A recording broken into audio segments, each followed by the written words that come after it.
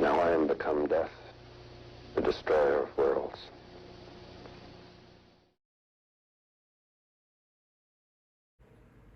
Hello and welcome back to the Cinema Sesh. This time around, we're going to be talking about the newest installment from the king of IMAX himself, Christopher Nolan, and that movie is Oppenheimer.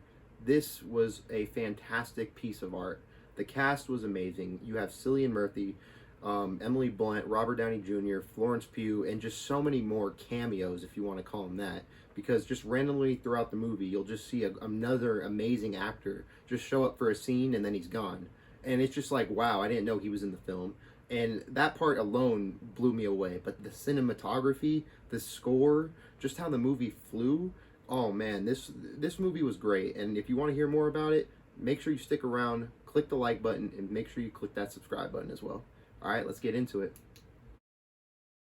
For about a year, ever since they showed this trailer, I think it was before Nope, the little preview, I've been so excited for this. It's been at the top of my anticipated list, and it did not let me down one bit.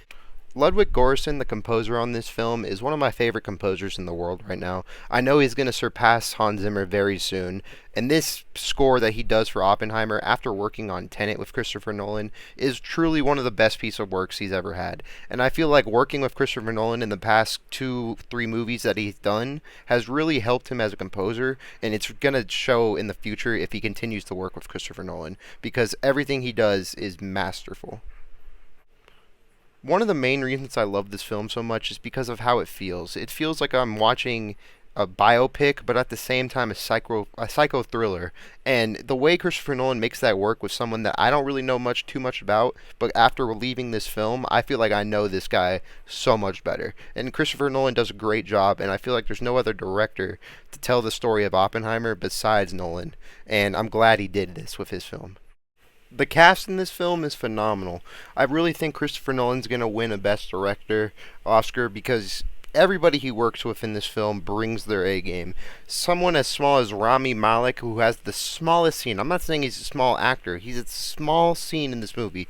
He kills it. And especially Matt Damon, I think he's going to win a supporting actor role because it's just undeniable what he does.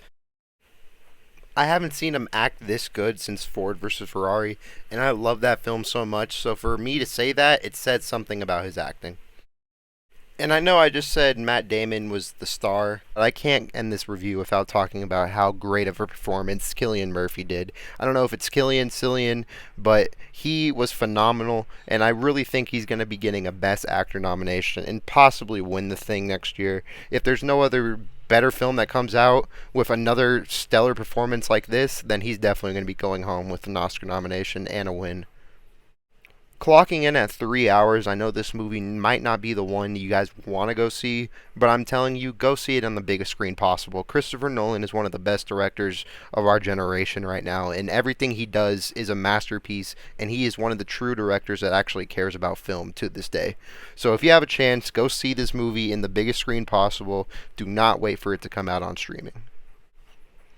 With all that said, I'm going to have to rank this movie just a little bit behind Across the Spider-Verse for the best movie so far this year, but that doesn't mean it might change later on in the future, once I have a chance to re-see it again.